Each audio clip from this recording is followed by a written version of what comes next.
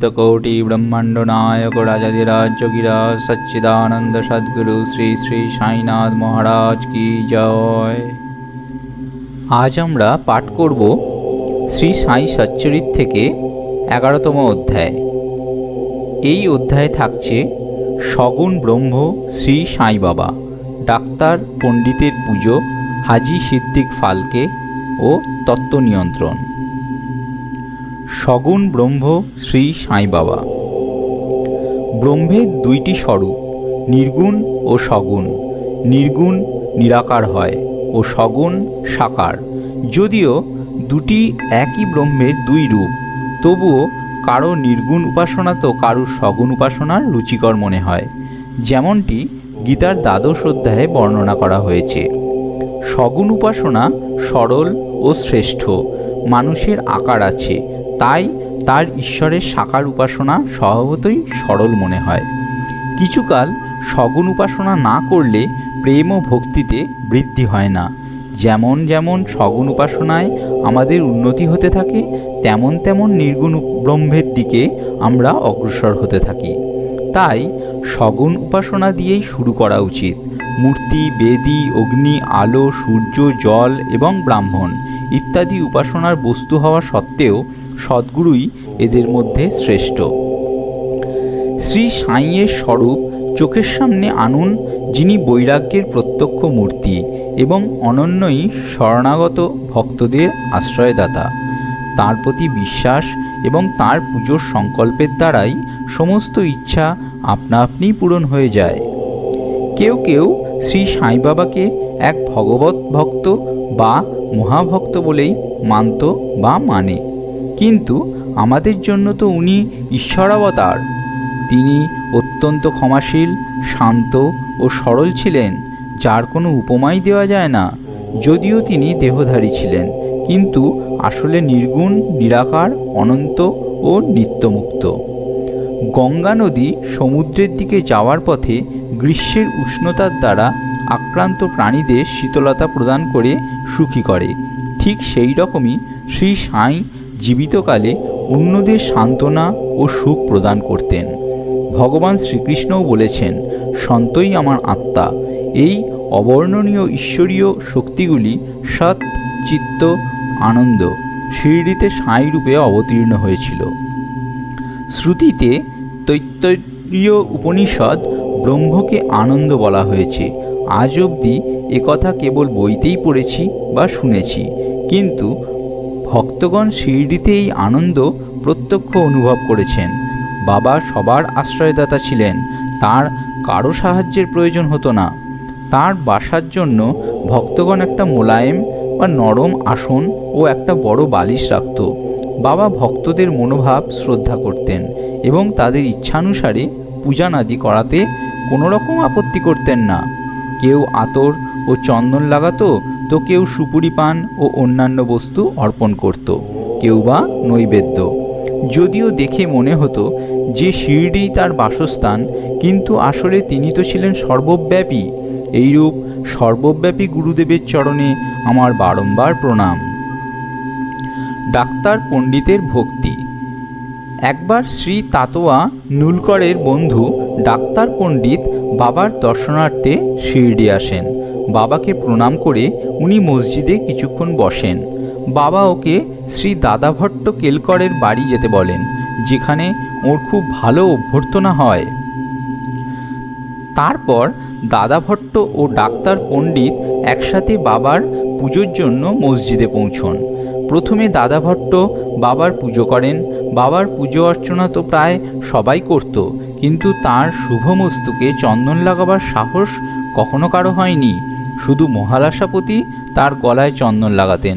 কিন্তু সেদিন ডাক্তার পণ্ডিত পুজোর থালা থেকে চন্দন নিয়ে বাবার কপালে ত্রিপুণ্ডাকার এঁকে দেন।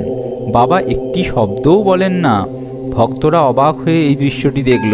সন্ধ্যাবেলা ডাক্তার ভট্ট আর থাকতে না পেরে বাবাকে জিজ্ঞাসা করেন, আপনি তো কাউকে কপালে চন্দন লাগাতে দেন না, কিন্তু ডাক্তার পণ্ডিতকে কেন কিছু বললেন না?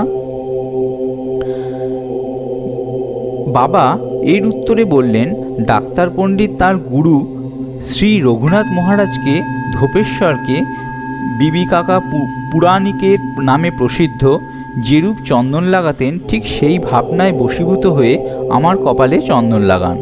এবার বলো আমি কি করে তাকে বাধা দিতাম? ডাক্তার পণ্ডিতকে জিজ্ঞাসা করাতে উনি দাদা ভট্টকে বললেন, আমি বাবাকে নিজের গুরু কাকা পুরাণিকের ন্যায় মেনে তাকে চন্দন লাগিয়েছিলাম, যেরূপ আমি আমার গুরুকে লাগাই। যদিও বাবা ভক্তদের তাদের ইচ্ছে মতো পুজো করতে দিতেন, তবুও কখনো কখনো তার ব্যবহার অদ্ভুত ও বিস্ময়কর মনে হতো। যখন তিনি পূজার থালা ফেলে দিয়ে রুদ্রাবতার ধারণ করতেন, তখন তার কাছে যাওয়ার সাহস কারো হতো না। কখনো তিনি ভক্তদের বকতেন, তো কখনো মোমের চেয়েও নরম হয়ে শান্তি ও ক্ষমামূর্তির ন্যায় ব্যবহার করতেন। কখনো কখনো রাগে কাঁপতেন ও তার চোখ দুটি লাল হয়ে যেত, তবুও তার হৃদয়ে প্রেম ও মাতৃস্নেহের স্রোত বইত। ভক্তদের কাছে ডেকে বলতেন যে তিনি তো জানতেই পারেননি যে কোনো সময় তিনি তাদের উপর রেগে উঠেছিলেন। বাবা সমুদ্রের ন্যায় ভক্তরূপী নদীগুলির ওপর রাগ করে কখনো কি তাদের ফিরিয়ে দিতে পারেন বা তাদের উপেক্ষা করতে পারেন? তিনি তো ভক্তদের কাছেই থাকেন, এবং ভক্তরা যখন তাকে ডাকে তিনি তক্ষুনি সেখানে উপস্থিত হয়ে যান। তিনি সর্বদাই ভক্তদের ভালোবাসার পাওয়ার জন্য আকুল হয়ে থাকেন। হাজি সিদ্দিক ফালকে। কখনো শ্রী সাই বাবা কোনো ভক্তকে নিজের কৃপা ছায়ায় টেনে নেবেন সেটা কেউই বলতে পারত না। এটা শুধু মাত্র তারই ওপর নির্ভর করত। হাজি সিদ্দিক ফালকের কাহিনী এই সত্যেরই একটি উদাহরণ। কল্যাণ নিবাসী এক মুসলমান যার নাম সিদ্দিক ফালকে ছিল, মক্কা শরীফের হজ যাত্রা করে শিরডি আসেন। তিনি চাউরির উত্তর দিকে থাকতে শুরু করেন। মসজিদের সামনে খোলা উঠোনটায় বসতেন। বাবা ওকে 9 মাস মসজিদে প্রবেশ করার অনুমতি দেননি, এমনকি মসজিদের সিঁড়িও চড়তে দেননি। ফালকে খুবই নিরাশ হন এবং উনি এটা ভেবে উঠতে পারেন না যে কোন উপায়ে কার্যকরী হতে পারে।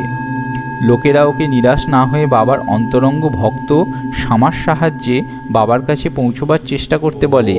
যেভাবে ভগবান শিবের দরবারে পৌঁছানোর জন্য নন্দীর কাছে যাওয়া আবশ্যক, তেমনি বাবার কাছেও শামার মাধ্যমেই যাওয়া উচিত। ফালকের এই পরামর্শটি ভালো লাগে এবং উনি শামাকে মধ্যস্থতা করতে অনুরোধ করেন। শামাও তাকে আশ্বাস দেন এবং সুযোগ পেয়ে বাবাকে বললেন, বাবা আপনি এই বুড়ো হাজিকে মসজিদে কেন ঢুকতে দিচ্ছেন না? কত ভক্ত ইচ্ছে মতো আপনার দর্শন করতে আসে আর যায়, কিছু না হোক একবার ওকে আশীষ তো দিয়ে দিন। বাবা বললেন, শামা তুমি এখনো অবুঝ আছো। যদি ফকির আল্লাহ অনুমতি না দেন তাহলে আমি বা কি করি? তার কৃপা ছাড়া কেউই এই মসজিদের সিঁড়ি চড়তে পারে না। আচ্ছা ওকে জিজ্ঞেস করো যে ও কি দ্বাদশ কূপের কাছে নিচু সংকীর্ণ রাস্তাটায় আমার সাথে দেখা করতে পারে? শামা সম্মতিসূচক উত্তর নিয়ে ফেরেন। তখন বাবা আবার শামাকে বলেন, ও কি আমায় 4টে কিস্তিতে 40,000 টাকা দিতে রাজি আছে? শামা এর উত্তর নিয়ে ফেরেন যে আপনি যদি 40 লাখ টাকাও চান তো দিতে রাজি আছে। আমি একটা পাঁঠা কাটতে চাই, ওকে জিজ্ঞাসা করো যে ও তার মাংস খেতে চায় না, তার অন্ডকোষ। শামা এসে জানান যে বাবার খাবার পাত্র থেকে একটি গ্রাস পেলেই হাজি নিজেকে ভাগ্যবান মনে করবে। এই উত্তরটি শুনে বাবা উত্তেজিত হয়ে ওঠেন এবং মাটির ঘড়াটা ফেলে দিয়ে নিজের খাপনি উপরে উঠিয়ে সোজা হাজির কাছে গিয়ে উপস্থিত হন। শুধু শুধু নমাজ কেন পড়ো? নিজের শ্রেষ্ঠতা প্রদর্শন কেন করো? এরকম বৃদ্ধ হাজিদের মতো বেশভূষা কেন ধারণ করে আছো? এই রকম কোরআন পড়েছো তুমি? তোমার নিজের মক্কা যাত্রার অহংকার হয়ে গেছে, কিন্তু তুমি এখনো আমায় চেনোনি। এইভাবে বকুনি খেয়ে হাজি ঘাবড়ে গেল। বাবা মসজিদে ফিরে আসেন এবং কিছু আমের টুকরি কিনে হাজির কাছে পাঠিয়ে দেন।